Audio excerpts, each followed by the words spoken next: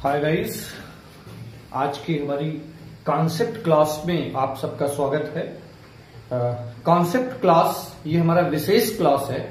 इसमें हम कुछ खास मुद्दों की ही चर्चा करेंगे।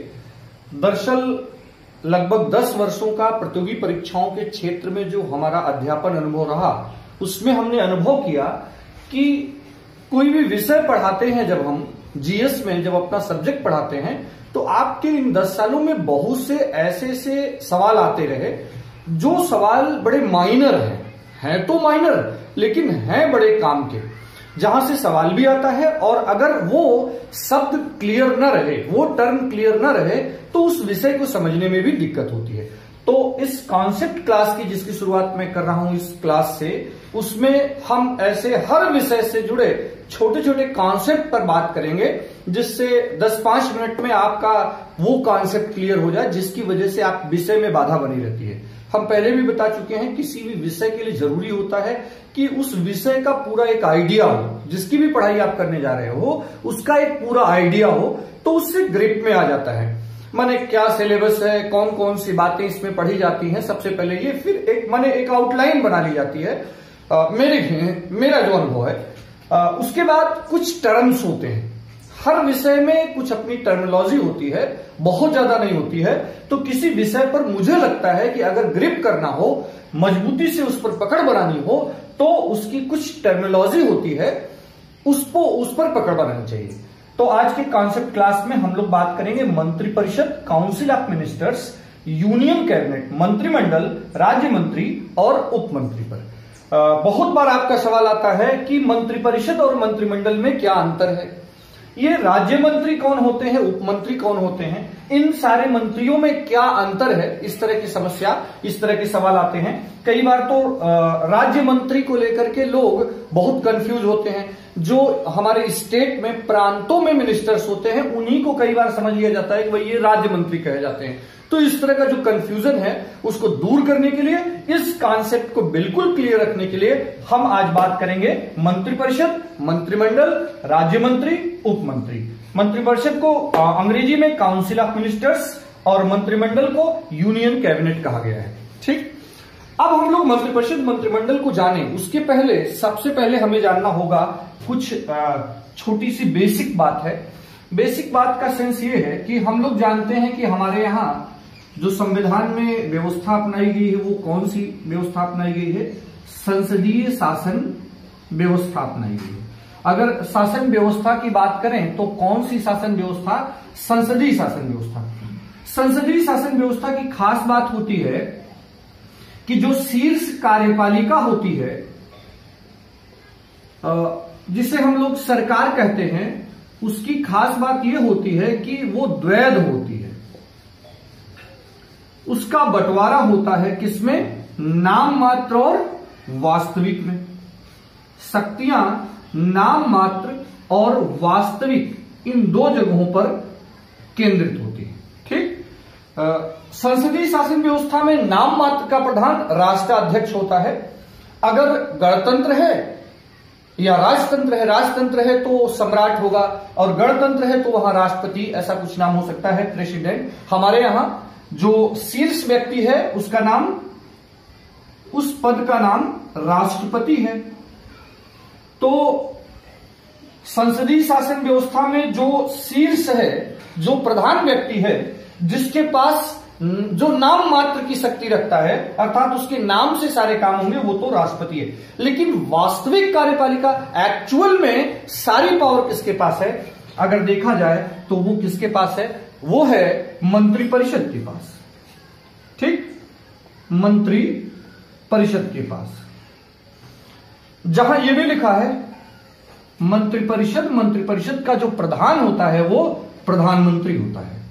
तो जब मंत्रिपरिषद आप कह रहे हो तो उसमें प्रधानमंत्री भी शामिल है। हाँ, उसमें मंत्रिपरिषद में हेड कौन है? प्रधानमंत्री। तो मंत्रिपरिषद क्या है? अगर थोड़ा सा सैद्धांतिक तौर पर देखा जाए तो संसदीय शासन व्यवस्था में जो वास्तविक कार्यपालिका होती है उसे ही हम लोग मंत्रिपरिषद कहते हैं। मंत्रिपरिषद का प्रधान प्रधानमंत्री होता है। भारत में संविधान के आर्टिकल 74, 74 और 75, इन दो जगहों पर केंद्रीय मंत्रिमंडल की बात कही गई है, केंद्रीय मंत्रिपरिषद की बात कही गई है। यूनियन कैबिनेट शब्द कहीं अभी इस्तेमाल में नहीं हुआ है। मूल संविधान में किसी भी अनुच्छेद में कहीं भी मंत्रिमंडल शब्द नहीं है, न तो राज्य मंत्री और उपमंत्री शब्द है। अगर वास्तविक कार्यपालिका के नाम पर कोई शब्द आया है तो वो हर जगह इस्तेमाल हुआ है मंत्रिपरिषद या काउंसिल ऑफ मिनिस्टर्स। 74 साफ साफ कहता है कि वो काउंसिल ऑफ मिनिस्टर्स का जो हेड होगा वो क्या कहलाएगा, प्रधानमंत्री कहलाएगा। ठीक, तो अगर मूल संविधान की बात करें तो 74 और 75 में, अनुच्छेद 74 और 75 में केवल मंत्रिपरिषद शब्द की जानकारी मिल पाती है। ठीक, मंत्रिमंडल की जानकारी नहीं मिलती है। तो अगर आपसे पूछा जाए कि भारत के संविधान में मंत्रिपरिषद शब्द कहां कहां आया है, तो आप बता सकते हो कि संविधान के अनुच्छेद 74 और अनुच्छेद 75 में। अनुच्छेद 74 की बात करें तो उसमें साफ साफ लिखा है कि भाई राष्ट्रपति को सहायता और सलाह देने के लिए एक मंत्रिपरिषद होगी, काउंसिल ऑफ मिनिस्टर्स होंगे।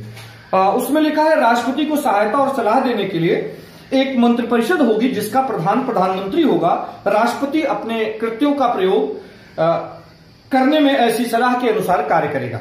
ठीक, माने there shall be a council of ministers with the prime minister at the head to aid and advise. तो राष्ट्रपति को सहायता और सलाह देने के लिए एक मंत्रिपरिषद होगी, अनुच्छेद 74 बता रहा है, जिसका प्रधान प्रधानमंत्री होगा। ठीक, फिर 75 में मंत्रियों और अन्य के बारे में कि उनकी नियुक्ति कैसे होगी, इन सब के बारे में, फिर मंत्रिपरिषद की संख्या कितनी होगी, ये सब बातें, और मंत्रिपरिषद किसके प्रति सामूहिक रूप से उत्तरदायी होगी।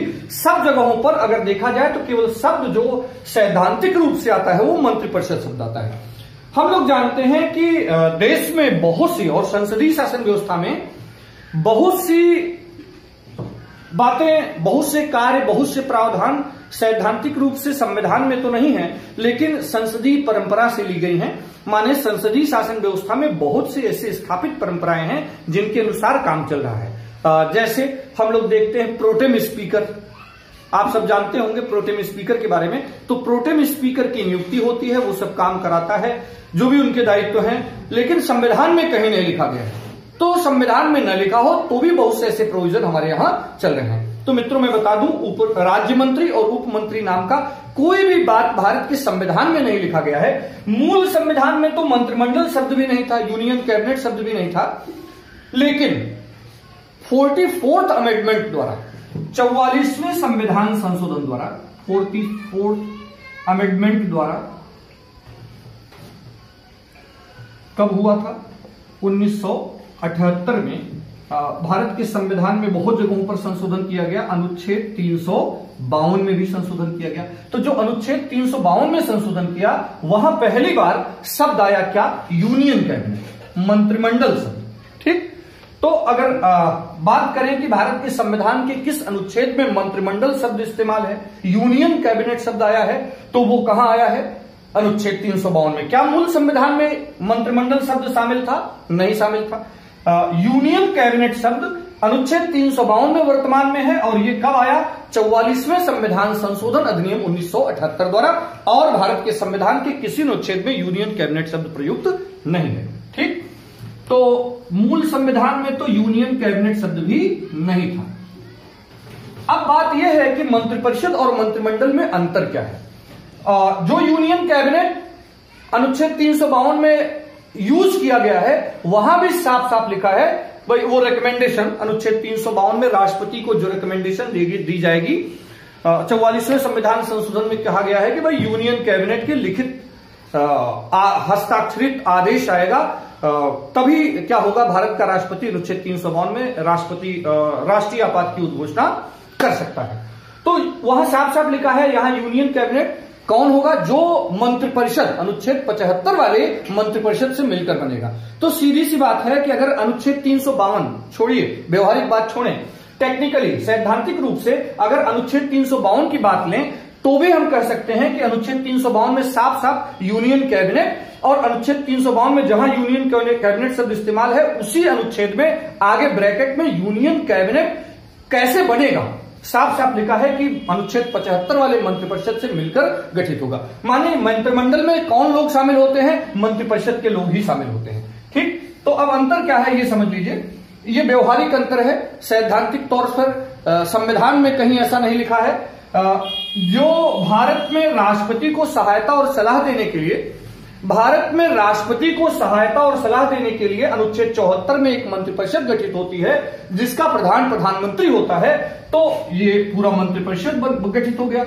अब कितने मंत्री होंगे ये बात भी देखा जाए तो 2003 में अगर 91वां संविधान संशोधन देखा जाए, 2003 में 91वें संविधान संशोधन द्वारा स्पष्ट कर दिया गया है कि मंत्रिमंडल का आकार, मंत्रिपरिषद का आकार कितना बड़ा होगा। लोकसभा की, अगर केंद्र की बात है तो लोकसभा की सदस्य संख्या के 15% से ज्यादा नहीं हो सकता है, अर्थात आकार भी अब सीमित है। इस अनुच्छेद द्वारा भारत में सरकार के आकार को, सरकार की कार्यपालिका के आकार को सीमित करने का प्रयास किया गया। अब देखिए जिसका हेड कौन होगा? प्राइम मिनिस्टर होगा। ये तो पूरा क्या हो गया? प्राइम मिनिस्टर की अध्यक्षता वाली मंत्रिपरिषद जिसका गठन अनुच्छेद 74 में होता है और अनुच्छेद 75 में जिन मंत्रियों के बारे में बताया गया है। ठीक, अब कैबिनेट क्या है? ये सैद्धांतिक तौर से कहीं नहीं लिखा है। 44वें संविधान संशोधन द्वारा अनुच्छेद 352 में इस बारे में प्रावधान किया गया। अब देखिए प्रधानमंत्री होता है और कुछ कोर मंत्री होते हैं। ये कहीं लिखा नहीं कौन कौन मंत्री, कुछ हद तक प्राइम मिनिस्टर के ऊपर है, कुछ व्यवहार में है। उनको मिला लिया जाए तो क्या हो गया? इसको कहेंगे कैबिनेट, इसको कहते हैं कैबिनेट। तो देखिए कैबिनेट भी कौन है? सब मंत्री ही हैं। माने एक तरह से प्रधानमंत्री और कुछ कोर मंत्री मिल करके जनरली जिस बैठक करते हैं, रोज की बैठक में अक्सर जो कैबिनेट की जो बैठक होती है उसमें जो लोग शामिल होते हैं उन मंत्रियों को मिलाकर के ही किसका गठन होता है? मंत्रिमंडल का गठन होता है। तो ये कह सकते हैं कि व्यवहार में जो सारे निर्णय करता है, सैद्धांतिक तौर पर तो सारे निर्णय मंत्रिपरिषद करती है, लेकिन जिसको सामान्य बोलचाल में हम कहते हैं कैबिनेट ने पास किया, तो इसमें से कुछ खास मंत्रियों को लेकर के प्रधानमंत्री की अध्यक्षता वाली ही बैठक होती है और कैबिनेट। तो एक तरह से हम लोग क्या कह सकते हैं कि जो हम लोगों का ग्राफ बन सकता है, ये हो गया मंत्रिपरिषद और ये हो गया कैबिनेट। तो मंत्रिपरिषद के ही कुछ मेंबर होते हैं जो शामिल होते हैं किसमें? कैबिनेट में। माने मंत्रिपरिषद के कुछ खास मंत्रियों को लेकर के प्रधानमंत्री की अध्यक्षता में कैबिनेट का गठन होता है।